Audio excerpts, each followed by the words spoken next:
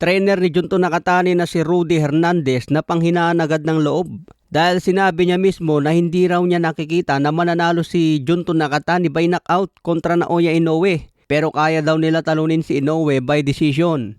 Kung magkataon man daw na kaya ni Junto Nakatani knockout si Inoue, isa daw itong sorpresa na hindi inaasahan.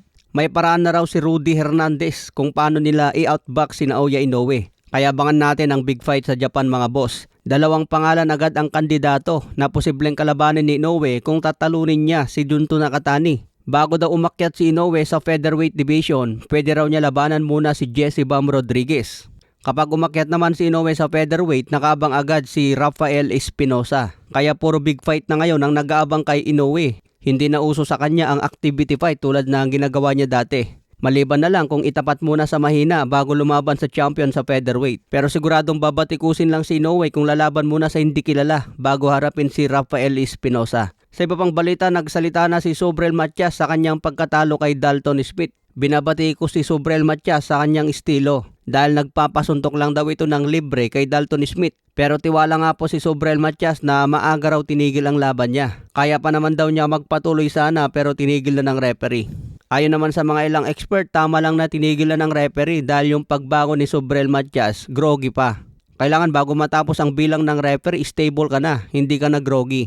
Pero sabi ni Subriel Matias sa kanyang interview, early stoppage daw ang nangyari. Si Dalton Smith na ngayon ang bagong WBC Super Lightweight Champion.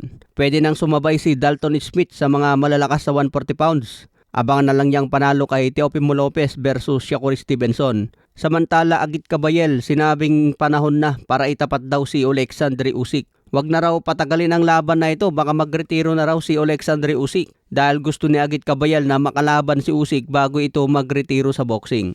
Tiwala nga po si Agit Kabayel mga boss na kaya niyang talunin si Usyk at maging champion na. Sa iba pang balita, nag-update naman si Ed Hearn ng Matchroom Promotion. Parehas daw dinala sa ospital si Dalton Smith at Subriel Matias. Sa ngayon, okay naman daw ang kanilang kalagayan at walang malubhang injury. Nagsalita na rin si Ed Hearn tungkol sa offer ni Oscar De La Hoya na 60-40. Bakbakan ni Beryl Ortiz kontra Jaron Butch Ennis. Ang demand ni Oscar De La Hoya, lamang dapat si Beryl Ortiz sa partihan, 60-40. Sabi naman ni Ed Hearn, dapat 50-50 ito. Kung sino ang panalo, maging 55-45 ang hatian. Ito raw ang dating kasunduan nila mga boss, 50-50. Pero bakit ngayon nagdedemand si Oscar De La Hoya ng 60-40? Isang malinaw daw ito mga boss na ayaw ni Oscar De La Hoya itapat si Beryl Ortiz kay Jaron Ennis. Samantala, nagpost si Tank Davis ng isang larawan kung saan bumili ata ng sapatos at nagko-crossover. Kaya makikita sa video mga boss, tinetesting niya, kunwari nagko-crossover. Ginagawa naman talaga natin ito mga boss pag bumibili tayo ng bagong sapatos. Lalo na kung pang basketball, tinetesting muna natin kung makapit. Sa ngayon wala pang update kung kailan ang pagbabalik ni Tank Davis.